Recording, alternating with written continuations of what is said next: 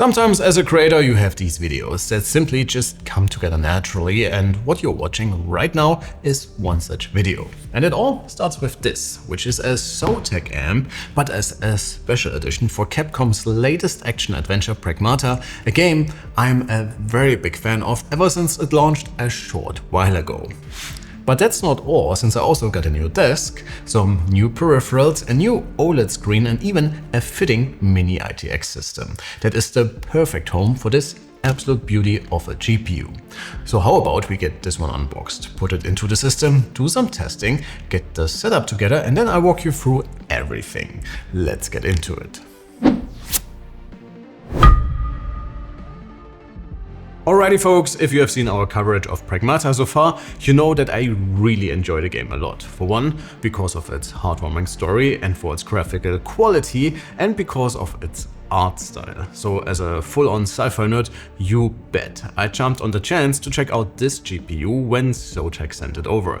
And of course, I had to put together a full setup that fits both the GPU itself and the game. But more about that in a little bit. Inside the clean white outer packaging, which looks nice already, you get of course the main box perfectly matching the game's overall style. You are stranded on the moon after all, with an android as your chatty little sidekick. Fun fact, there are only 15 of these beauties in Europe, as far as I know, so yeah, it's a pretty unique card, that is for sure. Thankfully, unboxing a GPU is not something that takes you hours, so we are greeted with the Zotac amp, which is the base for this run right here. And while the white shroud looks pretty clean already, the backplate is definitely the star of the show here for today. The GPU itself is an RTX 5070, which is factory overclocked and bets on a triple fan config, the obligatory RGB accents, which you can of course customize, which we will do in a second. And I got to admit, ever since we did our 5090 desktop review with a Zotac card and the Zotac Zone of course, I'm a bit of a fan when it comes to the looks of their products. Turning things around and you get the typical RTX 50 series flow-through design, which matches quite perfectly with the sci-fi styling of the limited edition. And in addition to the game's key visual, you get an assortment of design cues, and it looks fantastic if you ask me. The card is also SFF ready and fits my fractal design Terra quite nicely, and while it's a shame that the case does not show off the card a bit better, this should still make for a pretty little compact gaming beast. But yeah, it's definitely not like Zotac just slapped a logo on this one, and the backplate looks amazing with a sort of semi-matte texture, and the overall design is quite premium both when it comes to looks and haptics. But of course, style isn't everything, so let's put our little lunar gaming machine together and let's see how the 5070 runs the game, since you bet I want to experience it with Pathtracing and everything. And by the way, while you will have a hard time to get your hands on this particular card, if you're quick, you can snatch a copy of the game with any GPU, starting with the 5070 and up you are buying. And you can find all the details of the bundle in the description below. In addition to the RTX 5070 in the fractal design Terra, I added Alienware's Pro lineup of peripherals in what they call Lunar White. And if that isn't a match made in heaven for our video today, well, I don't know what is. Naturally, we also have to see what we are doing, and again, perfect timing, since the folks from nvidia sent over one of their QHD QD OLEDs for a review, which again fits perfectly with this setup. For one, because of its looks, and because we should have a good time with this resolution and our GPU.